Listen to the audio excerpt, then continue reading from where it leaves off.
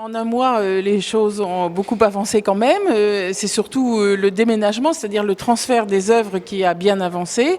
Les œuvres sont arrivées de manière assez soutenue, tellement soutenue que évidemment l'installation, elle, ne suit pas au même rythme. Donc beaucoup d'œuvres sont encore en attente d'installation et ça va être le travail des prochaines semaines. Donc les œuvres arrivent. Celles qui sont les plus fragiles, on les met immédiatement en vitrine. Et puis après, il y a tous les calages, toutes les mesures à prendre pour qu'elles soient parfaitement placées. C'est un travail de précision, c'est surtout un travail de précision pour les maquettes qui sont extrêmement fragiles et ça peut être quelquefois assez long de mettre au point les supports, etc.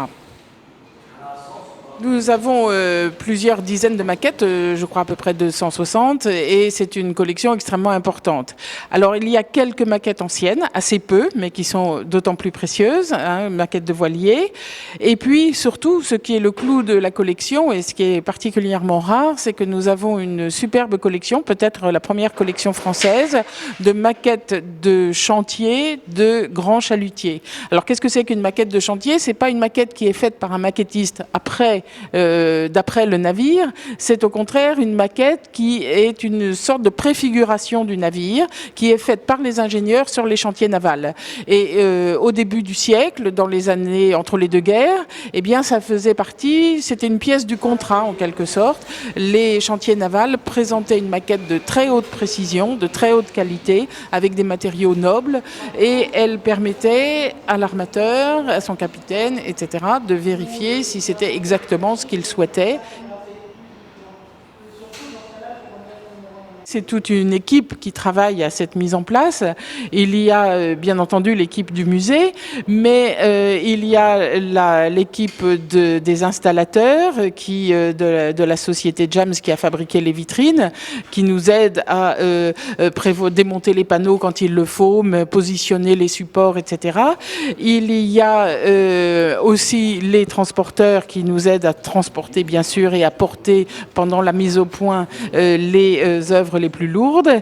Et puis, nous avons retenu une restauratrice de maquettes qui travaille pour le musée de la Marine notamment, donc Agnès Blossier. Alors, je suis arrivée à Fécamp par le biais du musée national de la Marine de Paris qui m'avait laissé sous-entendre qu'il y avait un besoin au niveau de la restauration des maquettes pour le musée de Fécamp. Donc voilà, j'ai contacté Marie-Hélène Desjardins et mon travail, c'était de restaurer une grosse partie des collections en vue de la réouverture du musée.